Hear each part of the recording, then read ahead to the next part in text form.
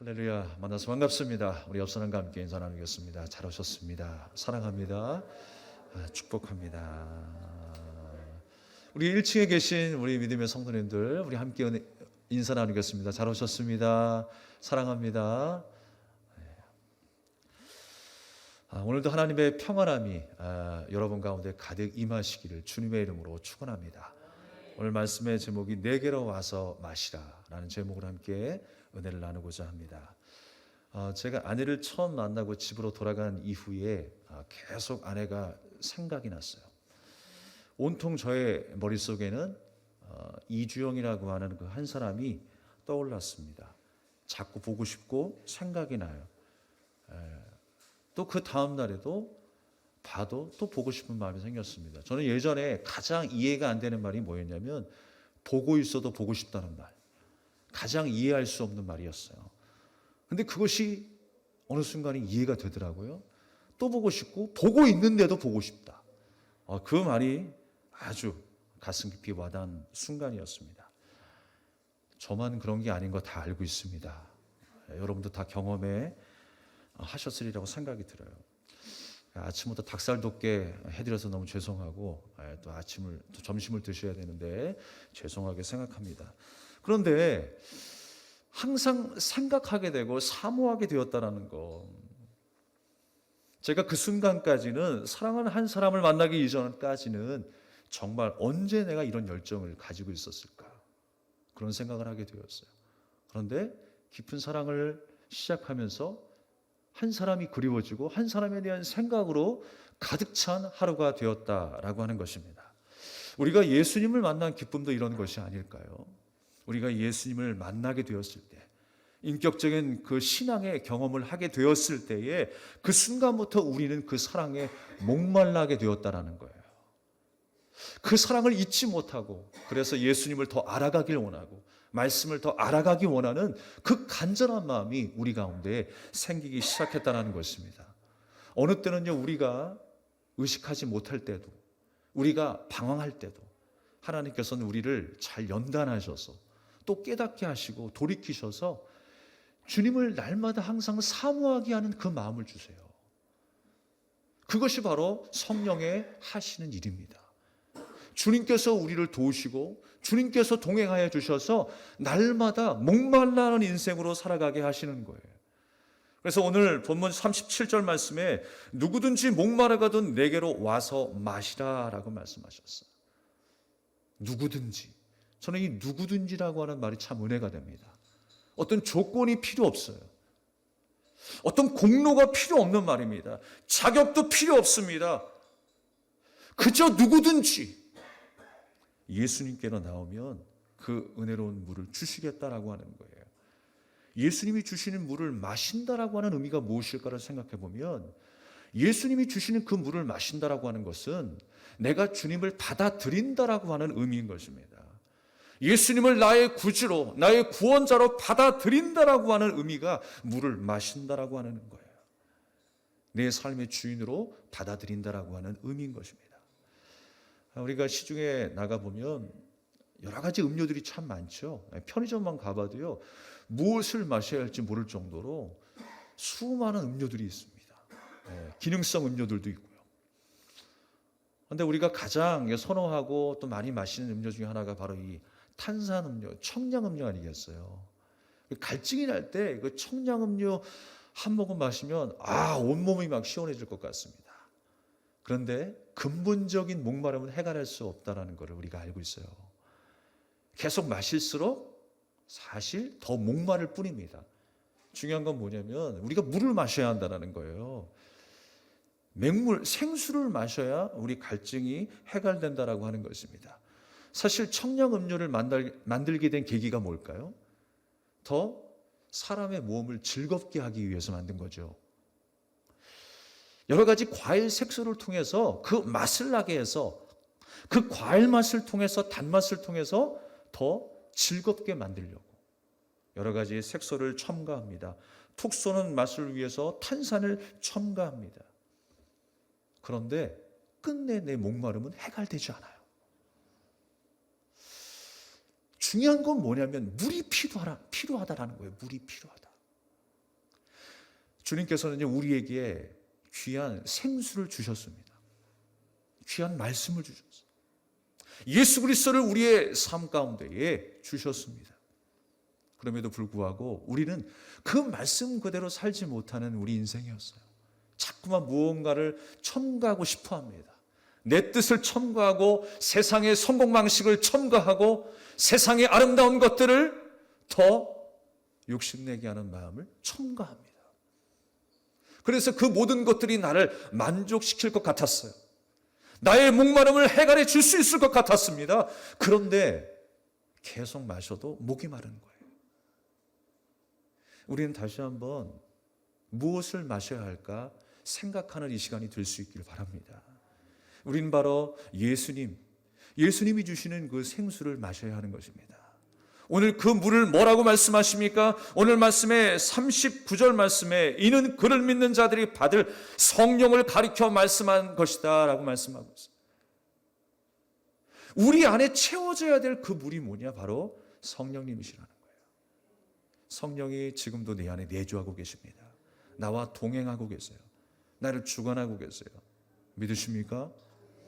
그렇다면 여러분, 우리 안에서 지금 성령이 흘러넘치고 있는데 믿는 자라면, 주님의 자녀라고 한다면 우리의 삶에 넘쳐나야 할 것은 바로 성령의 마음일 것입니다. 성령은 그리스도의 영이라고 했어요. 바로 예수님의 내 안에 넘쳐나야 되는 거예요. 예수님의 삶이 넘쳐나서 우리가 주님과 함께 연합된 삶을 삶으로 우리의 삶 또한 작은 예수의 삶을 사는 것이 마땅한 것입니다. 주님께서는 고난 중에도 우리를 사랑하셨어요. 죽음 앞에서도 우리를 용납하시고 우리를 사랑하셨어요. 또 우리의 모든 간절함을 주님께서 들어주셨습니다. 그것이 예수님의 삶이었습니다. 우리가 작은 예수로 살아간다는 것은 바로 예수님의 삶을 살아가는 거예요. 왜냐? 우리 안에 채워진 게 뭐예요? 성령이 임하셔서 우리 안에 채워지기 시작한 것이 바로 예수님의 삶이라는 것입니다. 그렇다면 그 예수님의 삶이 우리의 삶 가운데 흘러나와야 되는 거예요. 유대인들은요, 그들이 열심히 율법을 지키면서 자기들의 행위가 어느덧 그 모든 행위로 말미암아 내가 구원함을 얻을 수 있다라고 하는, 마치 마일리지처럼 내가 행위로 쌓으면 쌓을수록 내가 더 거룩해지고 하나님의 신령한 복을 받을 수 있다라고 하는 그 신적인 요소로까지 바뀌기 시작했어요. 사랑하는 여러분, 우리가 일상생활에서도 마찬가지입니다. 문화적인 것을 누리는 것과 신앙의 대상으로 섬겨야 되는 것을 잘 구분할 필요가 있습니다. 어떤 사람은요, 음악을 너무너무 좋아한 나머지 음악을 신적인 대상으로 생각하는 사람들이 있어요. 어떤 사람은 돈을 너무너무나 사랑한 나머지 돈을 신적인 요소로 생각하는 사람들이 있습니다. 세상의 권력을 사랑하고 세상의 문화를 사랑하는 것. 우리가 정말 좋아하며 누려야 될 것이 맞지만 그것이 신적인 대상이 되어서는 안 돼요. 나의 섬길 대상, 나의 찬양을 받으실 분은 오직 하나님 한 분뿐이십니다. 우리가 하나님을 내 신으로 우리가 섬겨야 되지 않겠습니까? 아무리 좋은 것도 우리 신앙생활에 방해가 된다면 우리는 절연히 잘라버릴 수 있어야 돼요. 주님 앞에 내려놓을 수 있어야 되는 것입니다. 우리의 감정도, 우리가 누리는 모든 문화도 주님 앞에 내려놓을 수 있어야 한다는 것입니다. 그런데 이 바리새인들, 이 사두개인들이 어떤 생각을 했습니까? 자기가 지키고 있는 그 모든 행위들을 신적인 요소로 생각한 거예요. 내가 이것만 지키게 되면 내가 복을 받고 구원함을 얻을 수 있겠다라고 하는 것, 내가 행한 만큼만 내가 받을 수 있다라고 하는 것, 그런 생각 속에, 잘못된 그런 생각 속에 빠져 있었습니다. 오늘은 주님께서 주시는 물이 어떤 물인지를 우리에게 말씀하고 있어요. 바로 성령님을 우리에게 주시겠다라고 하는 것입니다. 성령이 내 안에서 흘러 넘치게 하시겠다라고 하는 거예요. 바라옵기는 여러분의 일상이 주님의 뜻으로 넘쳐나길 바랍니다. 예수님의 정신으로 넘쳐나길 바랍니다. 예수님의 섬김과 그 용서처럼 우리의 삶 가운데도 날마다 그 섬김과 사랑과 용서가 흘러넘치기를 주님의 이름으로 축복합니다. 시편 42편 1절에 보면 하나님이여 사슴이 시냇물을 찾기에 갈급함같이 내 영혼이 주를 찾기에 갈급하나이다 라고 말씀했어요. 그리고 예수님은 의에 줄이고 목마른 자가 복이 있다라고 말씀하십니다. 주님께서는 그렇게 복된 자로 우리를 세우시는 거예요. 이렇게 하면 복을 받을 것이다가 아니라 복받은 자여라고 선포해 주시는 거예요. 주님께서 주의 영을 우리에게 부어주셔서 날마다 주님의 은혜를 사모하며 목말라 하는 자로 우리를 삼아 주신 것입니다. 정상적인 그리스도인이라면 그렇게 사는 거예요. 우리가 믿는 주님의 백성이라고 하면 우리가 방황하는 그 순간에도 또 주님이 연단하셔서 우리를 깎고 다듬으셔서 그렇게 만드신다라고 하는 것입니다. 그리스도와 연합한 작은 예수로서 그렇게 주님의 정신으로 흘러넘치는 우리의 삶이 되어야 할 줄로 믿습니다. 그렇다면 예수님의 삶이 뭐예요? 우리가 계속 나누고 있지만 십자가의 삶입니다. 십자가의 삶이 우리 안에 넘쳐나야 되는 거예요. 십자가의 삶은 자기를 부인하는 것입니다. 주님 앞에 나의 옛사람을 버리고 주님이 내 안에 사셔서 내 인생 가운데의 주인이 되게 하시는 거예요. 그 고난 속에서 그 거룩함으로 살아계신 하나님을 섬기며 살아가는 것입니다. 우리가 생각할 때에 거룩함 그러면요, 우리는 범죄하지 아니하고 또 우리가 행할 모든 일들을 마땅히 행하는 것을 거룩이라고 생각하지만 하나님 편에서 거룩은요, 관계, 친밀한 관계성이 있어요. 우리가 당연하게 지켜야 될 그 윤리와 도덕을 넘어서서 하나님은 우리와 친밀한 관계를 이루기를 원하세요. 주님의 생각으로 넘쳐나기를 원하세요. 하나님의 형상대로 지음을 받은 우리 믿음의 자녀들이 어디에 있든지 하나님의 영광을 드러낼 수 있는 내 의지와 내 공로가 아니라 하나님의 은혜가 내 삶을 통하여 흘러갈 수 있는 복되고 아름다운 삶이 되기를 주님은 원하고 계시는 거예요. 베드로전서 3장 21절 말씀에는 물은 예수 그리스도의 부활하심으로 말미암아 이제 너희를 구원하는 편이 곧 세례라 육체의 더러운 것을 제하여 버림이 아니요 오직 선한 양심이 하나님을 향하여 찾아가는 것이라 라고 말씀합니다. 우리가 생각할 때 세례는 무엇입니까? 그냥 얼굴만 씻으면 되는 거예요? 그냥 머리로 부어지기만 하면 되는 겁니까? 손만 깨끗하게 씻으면 되는 거예요? 몸만 깨끗해지면 다입니까? 그렇지 않아요. 의식적인 것 이상으로 우리의 마음이 하나님을 향하여 찾아가는 것이라는 거예요. 우리가 주님의 은혜로 새롭게 되었다라고 하는 것은 무엇입니까? 날마다 하나님의 은혜를 찾아가는 거예요. 그래서 하나님의 마음이 무엇인지 계속 궁금해지는 거예요. 그렇게 목말라 하는 거예요. 여러분, 목말라 하는 자가 물을 마시잖아요. 목마른 자가 물을 마시게 되어 있습니다. 주님의 자녀라면 그 목마름을 해결하기 위해서 날마다 주님의 도우심을 간구하는 거예요. 하나님, 우리 가운데 임하여 주시옵소서. 주님을 더 알아가기 원합니다. 주님의 마음이 나의 마음이 되기를 원합니다. 주님의 시선이 머무는 곳에 나의 시선도 머물러 있기를 원합니다. 주님의 뜻이 내 삶 가운데 이루어지기를 원합니다. 이렇게 살아가는 거예요. 날마다 우리가 주님 앞에 그렇게 거룩하게 서기를 간절히 소망합니다. 그 영이 오늘도 내 안에 함께 하셔서 나를 인도하고 계세요. 그리고 여러분의 일상 가운데 그 영, 그 성령께서 여러분의 삶을 인도하실 것입니다. 그래서 주님의 생각으로 채우시고 주님의 성품으로 채우셔서 날마다 성령 충만한 삶을 살게 하실 것입니다. 우리가 성령 충만함을 이야기할 때는 이제 이렇게 이야기해야 돼요. 우리가 은사적으로 성령 충만함이 아니고, 제가 이렇게 말씀을 드리면서도요, 이 충만함을 이야기할 때는 이상하게 말이 세져요. 성령 충만, 이게 아니라 성령 충만함을 받으십시오라고 이야기를 해요. 저도 모르게. 근데 목소리에 높낮이도 아니고요, 파워도 아니에요. 성령 충만함이 뭐라고요? 바로 하나님의 말씀으로 내 배가 흘러 넘치는 거예요. 우리의 삶 가운데 하나님의 영광으로 하나님의 생각과 뜻으로 가득 채워서 넘쳐나는 거예요. 내 고집과 내 욕심과 내 자만이 아니요, 하나님의 뜻이 내 삶 가운데 장악하고 있는 거예요. 그것이 바로 성령 충만함입니다. 바로 그 은혜가 여러분에게 있기를 간절히 소망합니다. 그래서 성령 충만한 사람은요, 그렇습니다. 하나님의 모든 일에 관심을 가질 수밖에 없어요. 그렇게 목말라 하면 물을 마시기를 원하는 거예요. 그렇지만 여러분, 다른 것으로 채우려고 하는, 다른 기쁨으로 채우려고 하는 세상 사람들의 특징은 무엇입니까? 성령을 사모하지 않는다는 거예요. 이 땅의 보물에는 마음이 있지만 하나님의 거룩한 일에는 마음이 없다는 거예요. 영혼 구원에는 마음이 없다는 것입니다. 절대로 그 일에 마음을 두지 않아요. 안타까운 것은 주의 일에 별로 관심이 없는 분들이 계십니다. 남의 일처럼 방관자로 살아가는 명문상 그리스도인이 되면 안 되겠죠. 이름만 있는 성전의 뜰만 밟고 지나가는 예배자가 되면 안 되겠죠. 물론 여러분, 교회 안에서 이루어져야 될 제반 사항들은요, 누군가는 하게 될 거예요. 그 일을 하고 안 하고의 문제가 아니라 더 중요한 건 뭐냐면, 주님의 뜻을 분별하지 못하고 우리에게 향하신 말씀에 반항하지 못하는 그 무감각이 더 문제라는 거예요. 그 무감각하여서 깨뜨려지지 않은 그 굳은 마음, 그 굳은 마음이 더 문제라는 거예요.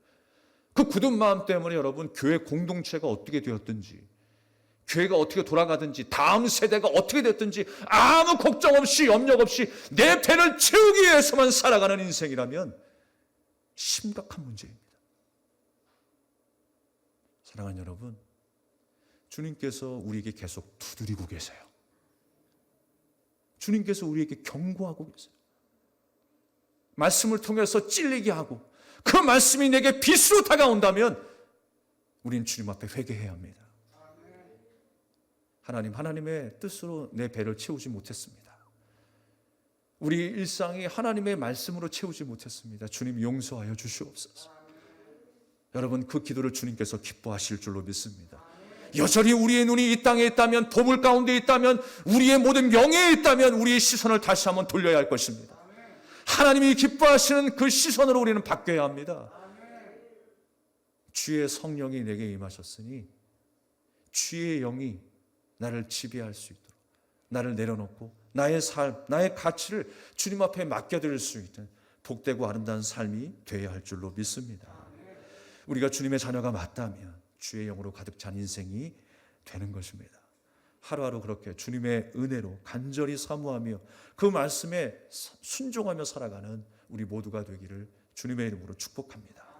오늘 40절 이하의 말씀을 보면요, 예수님께서 이런 말씀을 하실 때에 그 말씀을 들은 사람들 중에 논쟁이 일어났다고 그랬어요. 어떤 논쟁이 일어났습니까? 예수님이 어떤 분이신가에 대해서 논쟁이 일어났어요. 예수님은 메시아다. 예수님은 갈릴리 사람이다. 선지자다. 어떻게 저 사람이 메시아가 되고 어떻게 저 사람이 하나님의 아들이 될 수 있느냐. 세상적인 기준으로 메시아를 생각하다 보니까 말이 안 된다라는 거예요. 그래서 논쟁이 일어나기 시작했습니다. 근데 그 이전에 39절의 말씀에 보면 이는 그를 믿는 자들이 받을 성령을 가리켜 말씀하신 것이라 예수께서 아직 영광을 받지 않으셨으므로 성령이 아직 그들에게 계시지 아니하시더라 그랬어요. 세상적인 것으로 자기 배를 채우려고 하는 그 사람들 앞에서 예수님께서 말씀하시는 거예요. 아직 영광을 받지 않으셨다라는 말씀이 뭘까요? 그 영광이 뭐냐면요, 어떤 명성을 얻고 지위를 얻는다라고 하는 뜻도 있습니다. 그런데 오늘 본문에 쓰여진 그 영광은 예수님의 죽음과 연관이 되어 있어요. 왜 예수님께서 죽으셔야 했습니까? 그게 왜 영광이에요? 하나님의 뜻을 이루셔야 했기 때문에 그래요. 하나님의 뜻이 이루어지는 것이 영광입니다. 그 뜻이 이루어져서 누가 살게 되었어요? 내가 살게 된 거예요. 그 은혜가 우리에게 부어졌으니 그것이 바로 하나님께 영광이 되고 우리에게 영광이 된다는 것입니다. 근데 아직 예수님의 그 죽음의 때가 오지 않았다는 거예요. 우리 인생 가운데도 그렇습니다. 왜 죽음이 영광일까? 왜 고난이 영광일까요? 그것이 하나님의 뜻이라면 우리 인생 가운데 영광입니다. 우리를 거룩하게 세우시려고 하나님의 구원의 역사를 이루시기 위한 그 영광, 그 영광을 바라보는 우리가 되어야 할 줄로 믿습니다. 예수님께서는 그렇게 죽기까지 낮아지셨어요. 그 낮은 자리로 들어가신 예수님이셨어요. 그런데 하나님은 뭐라고 말씀하십니까? 빌립보서 2장 8절 9절 말씀 우리가 한 목소리로 한번 읽어보겠습니다. 시작. 사람의 모양으로 나타나사 자기를 낮추시고 죽기까지 복종하셨으니 곧 십자가에 죽으심이라. 이러므로 하나님이 그를 지극히 높여 모든 이름 위에 뛰어난 이름을 주사. 할렐루야. 이것이 바로 하나님의 말씀입니다. 죽기까지 낮추셨는데 하나님께서 모든 이름 위에 뛰어난 이름을 주사 그랬어요. 예수님을 높이시는 거예요. 영광이, 하나님의 영광이 임하는 순간이 되었다라고 하는 것입니다. 오늘 말씀에도 보면 많은 사람들이 예수님을 말할 때에 어디에서 나왔다라고 이야기를 해요? 갈릴리에서 나온 사람이라고 이야기를 해요. 분명 예수님께서는 베들레헴에서 태어나셨는데 왜 갈릴리 사람이라고 이야기를 할까요? 여러분 잘 들어보십시오.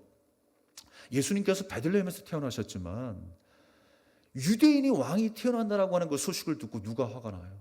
헤로드 왕이 화가 나는 거예요. 그 시기하는 마음으로 2살 아래의 모든 아이들을 다 죽여버리라고 그랬어요. 그랬을 때 요셉과 마리아가 예수님과 함께 피신을 갑니다. 피신을 갔다가 이제 상황이 안정될 때에 베들레헴으로 오지 않으시고 갈릴리로 가셨어요. 갈릴리 나사렛 동네에서 사시게 되었어요. 그리고 그곳에서 사역이 시작되었고 그곳에서 사역이 마무리되었어요. 그리고 심지어 예수님께서 죽으셨다가 부활하셨을 때에 어디서 만나자고 말씀하세요? 갈릴리에서 만나자고 말씀하세요. 왜 그렇게 갈릴리 하실까요? 촌동네이고 인정받지 못한 그 동네 출신의 그 예수님. 아니 예수님께서 정말 그럴듯하고 보기 좋은 부자 동네에서 생활하실 수도 있었잖아요. 기적을 행하실 수도 있었잖아요. 그런데 왜 소외당하는 자, 그렇게 미천하게 생각되었던 그 동네에서 그 사람, 그 병자들에게, 그 세리들에게 다가가셔서 주님께서 복음을 전하시냐고. 그것이 바로 예수님의 은혜인 거예요. 가진 자에게 오신 것이 아니라 부족한 자에게. 그것이 바로 주님께서 은혜를 베풀 자리였기에 주님께서 사랑으로 다가가신 것입니다. 사실 여러분 갈릴리라고 하는 동네는요 이미지가 좋지 않은 동네예요. 구약시대 때도 보면 아수르 민족과 바벨론 민족이 이 애굽 민족과 함께 싸우는 가운데 있어서 그 한복판에 있었던 지정학적 요충지가 어디였냐면 갈릴리였어요. 그러니까 우리나라도 그렇죠. 뭐 중국과 예전에 뭐 소련과 일본 사이에서 아픔들이 많았잖아요. 약탈당하고 뭐 윤리적인 만행을 당하고 엄청난 괴로움들이 있었다고요. 그런데 이 갈릴리 지역이 바로 그런 모습을 하고 있었어요. 그 아픔을 대변할 수 있는 그곳이 바로 갈릴리였다라고 하는 것입니다. 그러니까 이 갈릴리에 대한 이미지가 좋지 않아요. 그래서 갈릴리 나사렛에서 무슨 설한 것이 나올 수 있겠느냐라고 말하는 것이 당연한 말이었는지 모르겠습니다. 그런데 예수님께서는 갈릴리 사람으로 대변되고 있는 거예요. 미천한 자, 연약한 자. 낮아진 그 자리에서 예수님께서는 하나님의 뜻을 행하시며 사셨던 것입니다. 그런데 여러분 그 일도 인해서 어떤 일이 일어났습니까? 유대인이 아닌 이방의 모든 이방 땅에 흩어졌던 하나님의 백성들이 구원을 받게 되는 놀라운 역사가 나타난 줄로 믿습니다. 우리가 여러분 이사야 말씀을 보면요, 이사야 9장 1절 말씀에 이런 말씀이 있어요. 전에 고통하던 자에게는 흑암이 없으리로다. 옛적에는 여호와께서 스불론 땅과 납달리 땅으로 멸시를 당케 하셨더니 후에는 해변길과 요단 저편 이방의 갈릴리를 영화롭게 하셨느니라. 이방의 땅 갈릴리를 영화롭게 하셨대요. 아니 이스라엘 땅인데 왜 이방이라고 이야기를 할까요? 이 말씀을요 이렇게 이해하시면 돼요. 사마리아 땅이 북이스라엘 땅이었습니다. 이스라엘이에요. 그런데 이방인 취급을 했어요. 사람들이. 왠지 아세요? 혼혈민족이었기 때문에 그래요. 갈릴리도 마찬가지입니다. 전쟁통에 열강들의 침략을 통해서 약탈당하고 윤리적으로 그들의 괴로움을 당할 때에 그 갈릴리에 혼혈민족이 점점 번성하기 시작하는 거예요. 그러니까 사람들이 손가락질하는 겁니다. 사마리아 손가락질하는 것처럼 이방민족 취급하는 것처럼 갈릴리를 이방민족 취급하며 살아가는 거예요. 그런 아픔들이 있었습니다. 그러나 예수님께서 그곳에서 낮아지시고 그곳에서 죽으신 이유는 무엇입니까?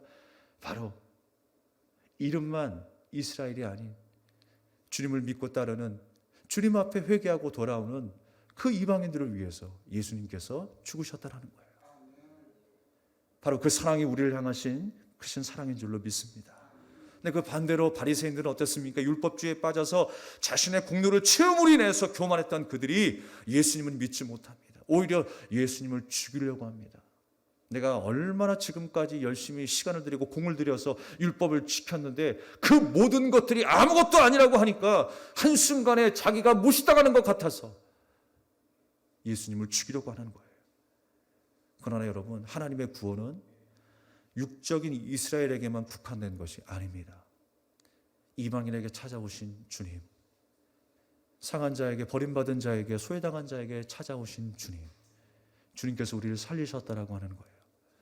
바로 그 은혜가 우리에게도 주어진 줄로 믿습니다. 예수님의 삶처럼 자신을 부인하고 십자가를 지고 가는 그 나그네와 같은 인생, 그 예수님의 삶을 우리에게도 부어주셨다라는 거예요. 그래서 하나님의 뜻을 생각하게 하고 주님의 뜻에 순종하며 살아가는 목말라 하는 인생으로 우리를 인도하셨다는 것입니다. 그래서 우리는 목마른 사슴들이에요. 목마른 사슴이 시냇물을 찾아 헤매듯이 우리는 항상 주님의 은혜를 찾아 갈급해하며 부르짖을 수 있는 우리의 일상이 되어야 할 줄로 믿습니다. 깨어지는 삶이 있고 힘들고 어려운 삶이 있을지라도 주님은 나를 잘 연단되고 성숙하게 만드셔서 하나님의 뜻 안에, 하나님의 뜻이 내 안에서 흘러넘치게 하시기를 주님은 간절히 원하고 계시는 거예요. 주님은 우리에게 누구든지 내게로 와서 마시라라고 말씀하고 있습니다. 우리가 주님의 은혜에 목말라 하는 자로, 날마다 그 은혜를 사모하는 자로 사시기를 간절히 부탁을 드립니다. 저는 요전날에 참 안타까운 뉴스를 보게 되었습니다. 2011년도인가요? 그때쯤에 코리아 가 탤런트라고 하는 오디션 프로그램이 있었어요. 그 프로그램에서 2위를 했었던 최성봉 씨가 있습니다. 그런데 그의 백그라운드를 보면 정말 기구한 인생 가운데에 어렵게 살았기 때문에 더 화제가 되었어요. 3살 때 고아로 버려져서 고아원에서 생활을 하다가 고아원에서 구타를 당하고 집을 나가게 돼서 전전긍긍하다가 뻔파리 소년이 되고 조폭들에게 매를 맞아서 땅에 묻히기도 하고 여러 가지 그런 어렵고 기구한 인생들을 살았습니다. 제가 예전에 그 설교를 살펴보니까 제가 설교하는 도중에 이 형제를 예화로 들은 적이 있더라고요. 그래서 도전받고 은혜를 나누었습니다만 얼마 전 뉴스에 그 모든 것들이 대국민 사기극이었다는 것을 듣게 되었어요. 저는 그 소식을 들었을 때 너무나 안타까웠습니다. 얼마 전까지만 해도요, 그가 어떤 일을 했냐면, 난 지금 대장암이 걸렸다, 갑상선암이 걸렸다, 폐암이 왔고 전립선암이 왔고 모든 몸에 전이가 되어서 이제 시한부 인생을 살고 있다라고 이야기를 했어요. 그러면서 많은 사람들에게 도움을 요청했습니다. 하루에 들어가는 치료비가 1,000만 원이 넘고 지금 치료비가 밀려 있는 게 2억이 넘기 때문에 여러분의 도움이 필요하다. 후원 계좌를 열어서 도움을 요청했습니다. 많은 사람들이 이 형제의 삶을 알기 때문에 도왔어요. 후원을 했습니다. 심지어 동일하게 암이 걸린 어떤 한 환자가 적금까지 깨가면서 이 형제를 돕고자 했어요. 그런데 모든 것이 다 거짓말이었다는 게 드러났습니다. 그 후원금을 모아서요, 하루에 3,000만 원이 넘는 술값을 지불했고 룸살롱에 가서 유흥비로 탕진하는 생활의 연속이었습니다. 자기 여자친구에게 외제차를 선물하기도 하고요, 뽐내며 자랑하고 많은 접대부들에게 팁으로 주는 그런 생활들이 일상생활이었다는 거예요. 그리고 그가 많은 사람들이 의심했었을 때에 제출했었던 그 병원의 진단서마저도 가짜라는 것이 드러나게 되었습니다. 그리고 지금 보시는 바와 같이 그 환자복을 입고 나오는 모습도 그 환자복이 가짜였어요. 3년간 그걸 보니까 3년간 진료 기록이 하나도 없대. 엄청나게 많은 사람들이 상처를 받고 충격을 받았습니다. 그래서 그 이전의 삶도, 어렸을 때의 그 불우한 삶도 혹시 가짜가 아닌가 사람들이 의심하기 시작했어요. 부모에게 버림받아서 어릴 적부터 껌파리를 하며 살았고 오갈 데 없어서 길에서 잠을 자고 끼니를 해결했다라고 하는 그 말도 어디까지가 진실이고 어디까지가 가짜인지 사람들이 배신감을 느끼고 있습니다. 사랑하는 여러분, 저는 이 뉴스를 보면서 모든 것이 드러난 마당에 정말 우리가 생각해야 될 것이 무엇인가 한번 생각하게 되었어요. 저는 이 뉴스를 보면서요, 사람의 눈은 속일 수 있구나라는 생각을 했어요. 그러나 언젠가는 여러분, 그 모든 거짓이 드러날 수밖에 없습니다. 우리가 사람의 눈은 속일 수 있어요. 얼마든지 내가 성실한 모습으로 살아가고 있다는 걸 볼 수 있어요. 내가 환자다라고 하는 것을 볼 수 있을 거예요. 동정심을 살 수 있을 만큼의 감동적인 스토리도 만들 수 있을 것입니다. 그런데 여러분, 안타까운 것은 그 형제는 스스로 행복을 만들려고 했었어요.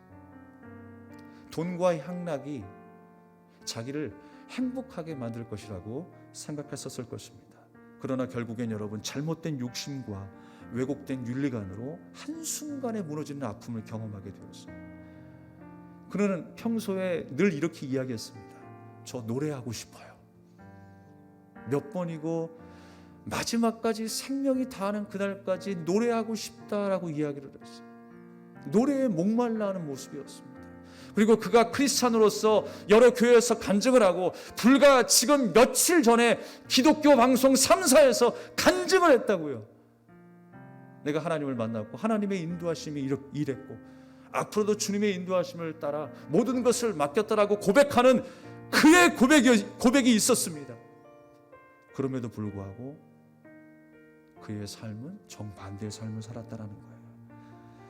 하나님의 은혜에 목말라하는 것이 아니라 돈과 향락에 목말라하는 인생이었어요. 진정 하나님보다 세상을 더 사랑하는 사람이었습니다. 지금 이 상황이 돌이킬 수 없고 해결의 실마리조차 보이지 않는 가운데 있을 것입니다. 한 번은 유튜브 방송에 실시간으로 방송을 통해서 이제 마지막으로 팬들에게 인사하며 날 이제 죽겠다라고 한강에서 실시간으로 영상을 촬영하더라고요. 그때 이제 119 대원들이 와가지고 상황이 종료가 되었습니다만 어디까지가 진실이고 어디까지가 거짓인지 모르겠어요. 그러나 여러분, 오직 소망은 하나님께 있습니다. 여러분, 이 형제를 위해서 기도해 주세요. 무엇이 저 형제를 저렇게 만들었을까요? 어떤 목마름이 있었길래 저렇게 돈과 향락에 빠져서 세상을 방황하며 살아가고 있을까요? 하나님께서 진정으로 저 형제를 만나주시고 그 아픈 마음을 치료해 주시고 잘못되었던 모든 것들을 되돌려서 다시 한번 하나님 앞에 회개하며 돌아오는 주님의 자녀가 되게 해달라고 여러분, 그 형제를 위해서 간절히 기도해 주시길 바라겠습니다. 또한 우리가 이 한 주간의 삶 또한 주님으로 인하여 목말라 할 수 있는 주님의 은혜를 간절히 사모하며 또 생각하고 또 그 가치와 그 말씀이 내 안에 충만해져서 흘러넘침으로 말미암아 우리를 만나는 모든 사람들이 예수님을 만나게 되는 놀라운 기적의 여러분의 삶이 되기를 주님의 이름으로 축복합니다. 주님은 지금도 나와 함께 하십니다. 우리 찬양을 드리고 함께 우리 기도하겠습니다.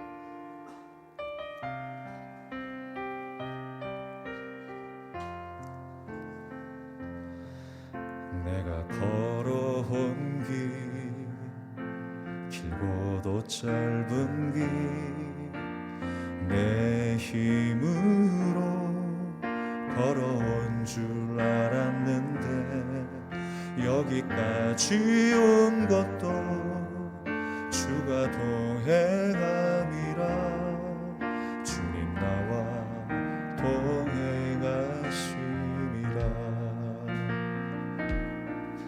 때론 험한 길에서 폭풍을 만나고 때론 가시밭길에서 고난을 당하나 주님 동행하시니 나는 두려움 없네 주님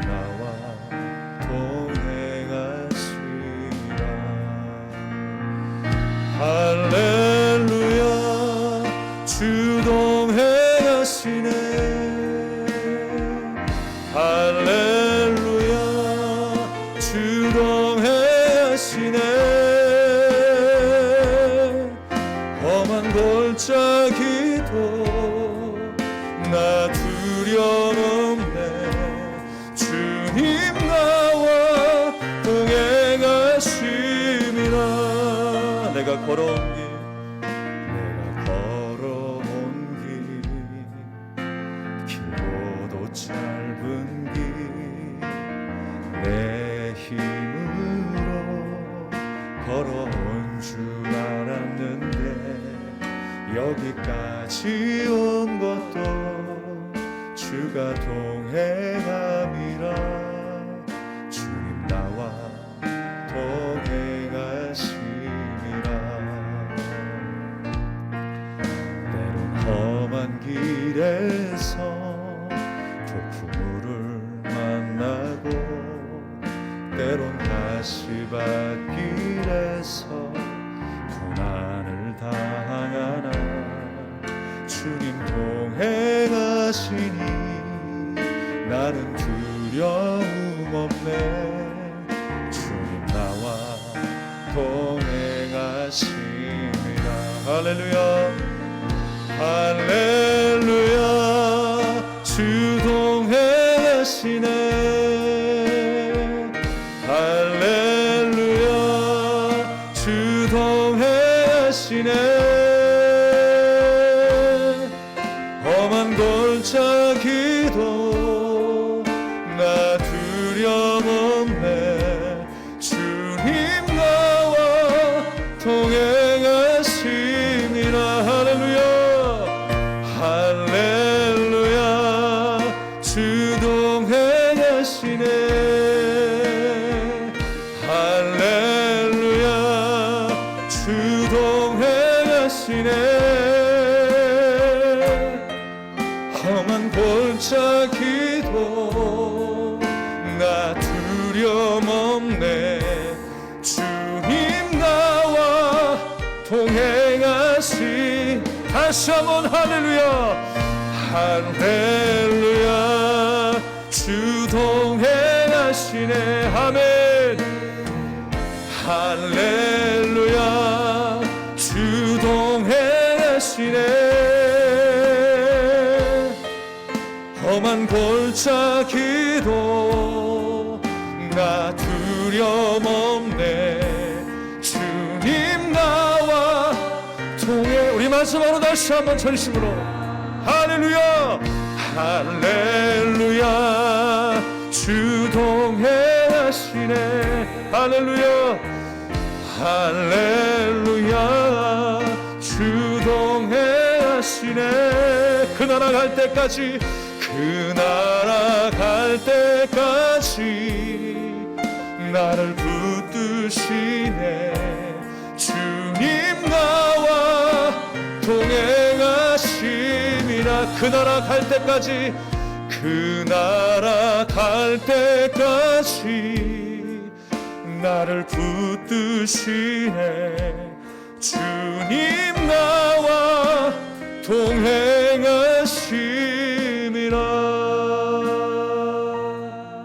아멘. 우리 주신 말씀을 기억하면서 우리 함께 기도합시다. 주님이 나를 불러주셨고 주님의 거룩한 영이 내 안에 계십니다. 주님이 나와 동행하고 계십니다. 이제 내 안에 채워져 있는 것은, 내가 채워야 할 것은 무엇입니까? 주님의 은혜이고 주님의 말씀입니다. 우리는 하나님의 그 은혜를 날마다 사모하며 목말라하는 인생으로 지음받았어요. 여러분, 무엇으로 그 갈증을 해결하려고 하십니까? 무엇에 마음을 두고 있습니까? 우리가 다시 한번 주님의 은혜를 목말라하는 인생이 되기를 원합니다. 주님이 나와 함께 동행하심을 믿고 순종하며 따르는 한 주가 되게 하여 주시옵소서. 주님의 거룩한 백성으로 살아가는, 주님과 더 친밀한 관계를 이루며 살아가는 주님의 자녀가 되게 해달라고 간절한 마음으로 기도하겠습니다. 하나님 아버지, 은혜를 감사드립니다.